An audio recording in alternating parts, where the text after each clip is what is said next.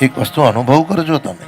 રોજ સવારે ભગવાનની સેવા કરો, ભગવાનનું ભજન કરો, ભગવદ ભજન કરો છો ને, ભગવાનના ચરણે જે પણ કરો ભગવાનને સમર્પિત કરી. પ્રભુ આજે જે પણ થયું છે ને આપને સમર્પિત કરીએ. જીવ જ્યારે પ્રેમ, કર્મ અને ભક્તિ ભગવત ચરણે સમર્પિત કરે છે તો ભગવાનનો પહેલો સ્વભાવ છે કે જીવને અહંકાર રહિત બનાવે છે. તમે સમર્પિત કરશો અંદર અહંકાર નહીં આવે. પછી શું કહેશો ખબર? મારાથી થતું નથી, એ કરાવે છે એટલું થાય છે. અને છેલ્લું નિષ્કામ કર્મ છે. જે પણ કરો બસ પ્રભુ તારી કૃપા થઈ.